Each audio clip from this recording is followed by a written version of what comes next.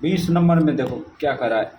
यदि ए बराबर B Q plus are तो मौसा ए बी का किसके बराबर होगा, है ना। तो इसको उतार लिए। अब ये जो भाज्य है, ये भाजक, ये भागफल, ये प्लस शेष, ठीक है। तो इसको ऐसे लिख सकते हैं, ए बी से भाग दिया, भागफल कितना आ गया, क्यू आ गया, शेषफल आर आ गया, है ना। तो इस स्थिति में अगर आर 0 हो जाता है तो मौसा क्या आएगा, मौसा आ जाएगा बी, ठीक है। मौसा क्या आएगा बी। अब जो है अगला स्टेप में यदि आर बी को विभाजित करती है, यदि आर बी को विभाजित करती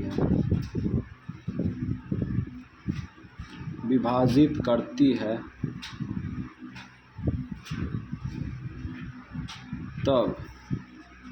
तब मौसा क्या आएगा,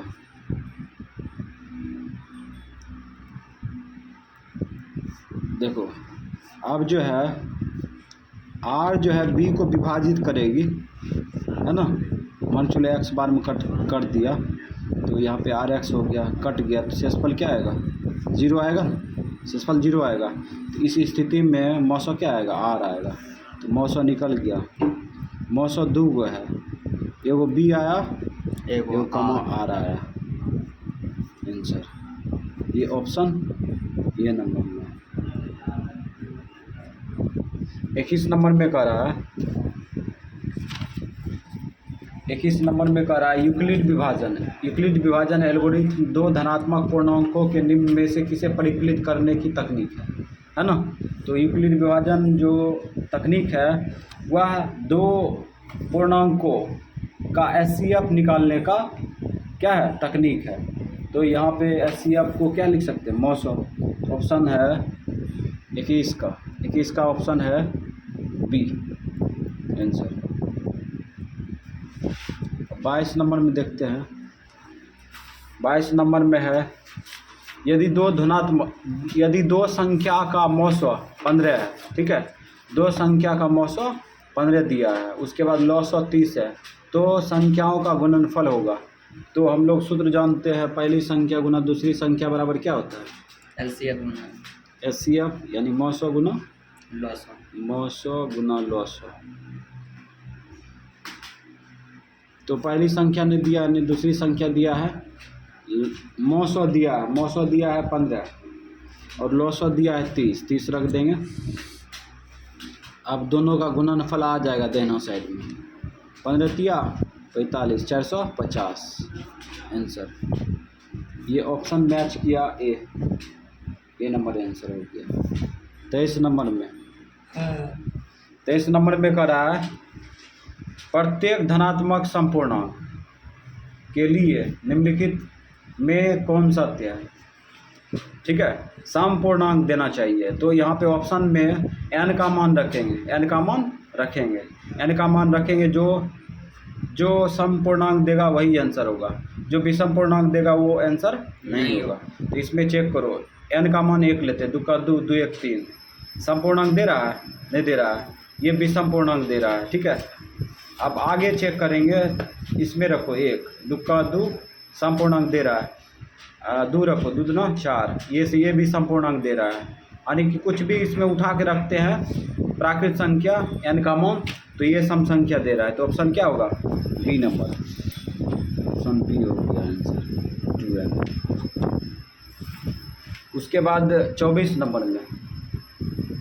नंबर में है 6250 के अभाज्य गुणनखंड में 5 का अधिकतम घातांक क्या होगा, ठीक है।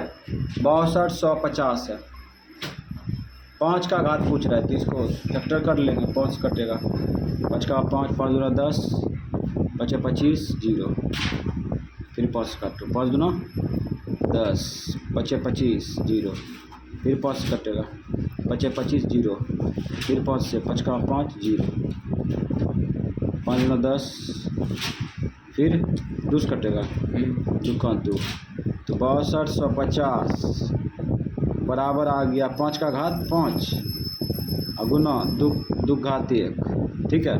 तो 5 का अधिकतम घात कितना आया? 5 का घात, 5 का घाते न पूछ रहा था, 5 घात आ गया 5 आंसर। अब चलते हैं 25 नंबर में। 25 नंबर में कह रहा है यदि a, b सहअभाज्य संख्या कहलाते हैं, a, b सहअभाज्य संख्या कहलाते हैं तो मौसो ab के बराबर होगा। मतलब कि वही सहअभाज्य संख्या का मौसो क्या होगा? तो परिभाषा लिखा है तो सहअभाज्य संख्या का मौसो 1 होता है। क्या होता है? 1 होता है। या उभयनिष्ठ गुणनखंड 1 होता है। तो यदि a, b सहअभाज्य संख्या है तो इसका मौसो क्या होगा? 1 होगा। तो ऑप्शन बी मैच करेगा। तो 25 के ऑप्शन बी। अब 26 में चलते हैं। 26 में कह रहा है निम्नलिखित में किसका दशमलव प्रसार शांत है? ठीक है। तो बताए थे दशमलव प्रसार उस परिमेय संख्या का शांत होगा जिसमें हर का अभाज्य गुणनखंड 2 के 5 के घात बुलाएगा, ठीक है, या 2 के घात बुलाएगा या 5 के घात बुलाएगा। इसमें चेक करते हैं तो हर का अभाज्य गुणनखंड 2 5 के घात बुलाएगा, यही ना होगा। और उसके बाद इस सब को चेक करते हैं तो 2 5 के अलावा किसी अन्य अभाज्य संख्या का गुणनखंड आ जाएगा। जैसे इसमें तोड़ेंगे तो 3 और 7 के घात बुलाएगा, इसमें तोड़ेंगे तो 11 घात वाला आ जाएगा, इसमें तोड़ेंगे तो 3 घात वाला आ जाएगा, है ना। तो ये तीनों जो है अशांत है, लेकिन ये शांत है। तो ऑप्शन हो जाएगा ए नंबर, 26 के ए आंसर। उसके बाद 27 में चलते हैं।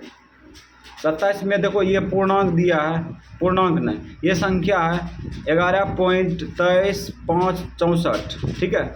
564 पर रेखिंग दिया है। एक पूर्णांक है, एक परिमेय संख्या है, एक अपरिमेय संख्या। तो ये परिमेय संख्या है, ठीक है। अब परिमेय संख्या क्यों है? इसको परिमेय संख्या के रूप में लिख सकते हैं, P/Q के रूप में लिख सकते हैं।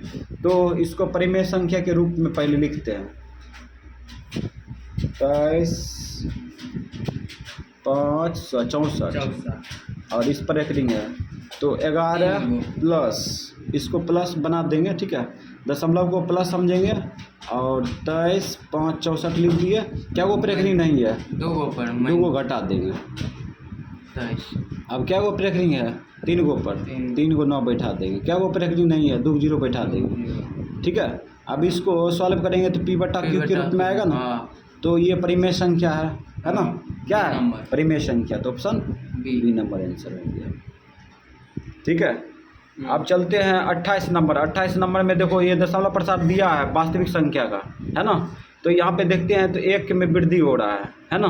1 में वृद्धि हो रहा है और ये दशमलव उड़ाएंगे तो पता नहीं नीचे में क्या 0 जाएगा, है ना। ऐसी संख्या को बोलते हैं अपरिमेय संख्या, ठीक है, क्योंकि इसको P/Q के रूप में नहीं लिख सकते हैं। तो इसलिए 28 नंबर का आंसर हो जाएगा 28 का C आंसर।